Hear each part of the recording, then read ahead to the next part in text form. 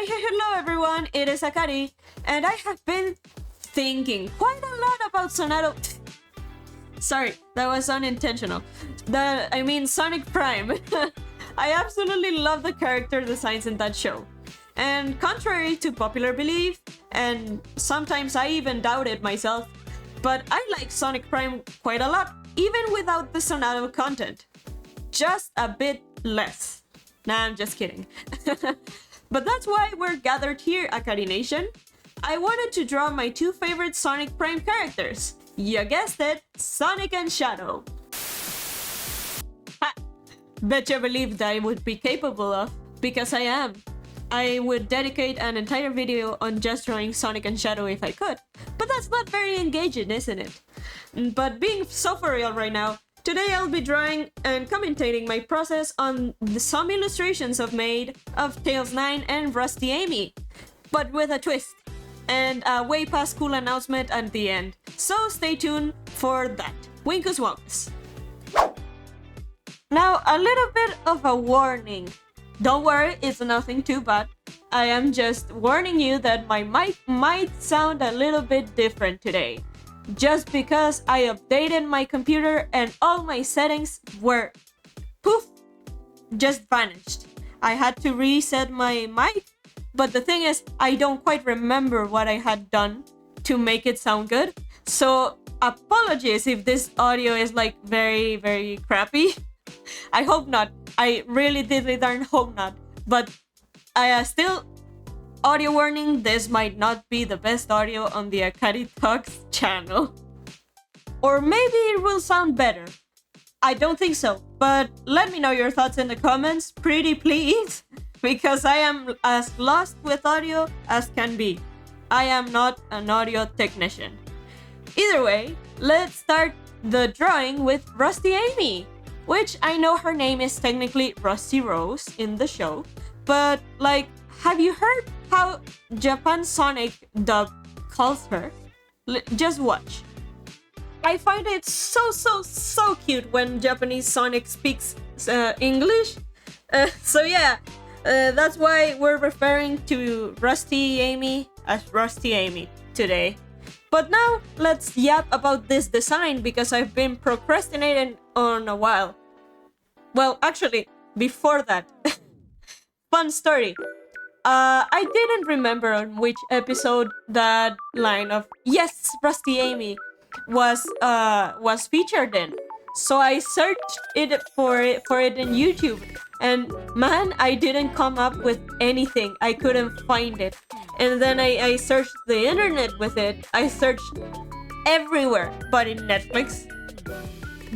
And then I went to Netflix to search for it and I couldn't find it. I thought I was going insane and that I imagined it. But no, I actually found it after like 40 minutes of searching. But yeah, that wasn't a fun time. But it was in the name of research, okay? It was in the name of standing my title as a Sonic encyclopedia.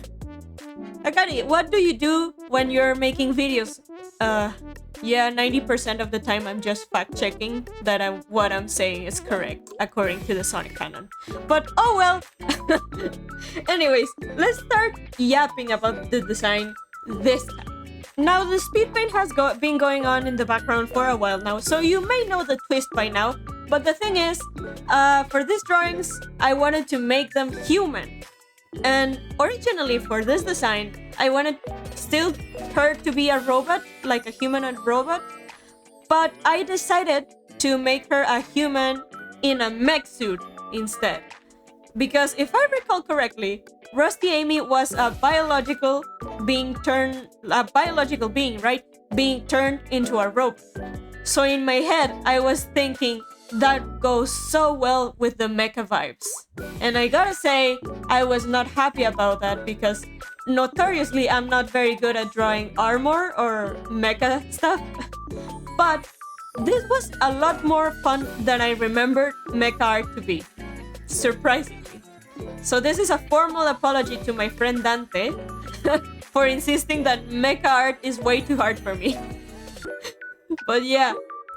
Also, shading and lighting, this was a lot of fun. I love shading metal. That's the one thing I love from mecha art.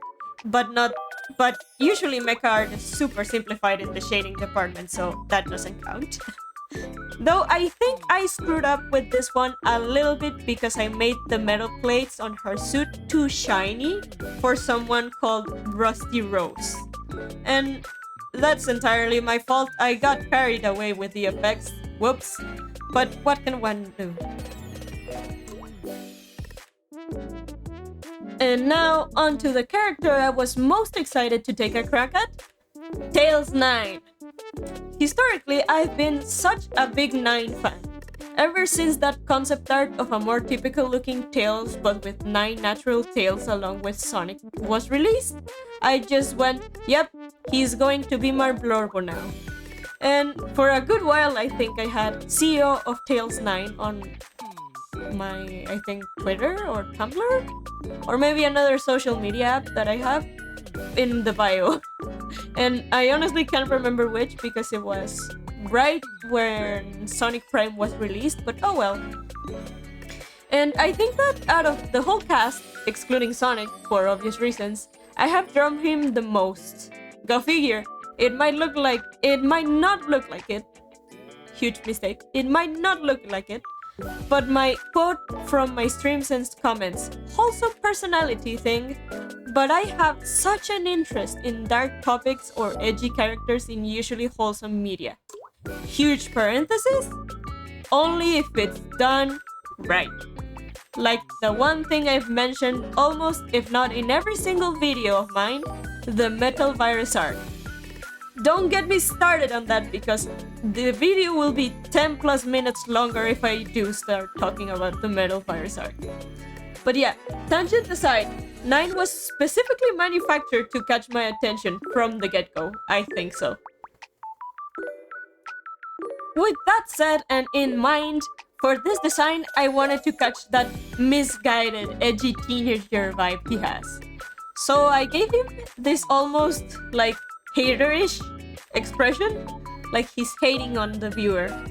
But I am not, so don't worry. And his hair, I wanted it to resemble the fluff from his muzzle, you know? So I shaped it that spiky because it looks like fluff, but edgier. And also with the inclusion of the white tips for the same purpose. And it also looks like he dyed his hair, so bonus rebel points there. His clothes I basically kept the same, except for a few little details that I changed, like I made his t-shirt more like a vest thing, with a cat, or rather fox ear hoodie below it. Yes, that's top tier fashion. And oh, the vest I made it longer on the back to resemble his 2 foxtails, because again, I wanted that to be a human 100%, not like having animal characteristics but being a human. I don't think that counts as a furry, but something along the lines of that. I wanted them to be fully human. And you know me from my other Gajinka videos that I love including little bits of symbolism of the character when it's an animal. If you do not have an idea of what I'm talking about, please go check out this video on the top right corner, because it explains basically everything. But yeah, that was the process with Tails 9. But yeah, guys, dolls and non-binary pals, I hope you enjoyed the illustrations and found my commentary interesting. Or at least a bit funny with the whole screenshot saga. But before you go, here's the super duper cool announcement I told you in the beginning! Or have you already forgotten? I know my commentary is super very engaging and oh so perfect that I can't blame you. That was a joke, by the way. Don't take it seriously. I love sarcasm. But here's the tea. We now have an official Akari Talks Discord server. Yes, for everyone who's been asking, I have delivered. It's completely free to join for everyone. So go check it out on the link in the description and in the pinned comment. Thank you, lovely viewer, for the support, and thank you to our lovely patrons that get early access to projects like this. Shout out to Judy, Pydros, G. Mary Fox, Lover of Green, Trey Shells, Blue J65, Heat Dragon, Kyo, and Googly Eyes. Keep drawing and stay bright, everyone. I have been Akari-san, and I'll see you on the next video. Or, stream. We'll probably have one of those in the following days. But yeah, bye bye!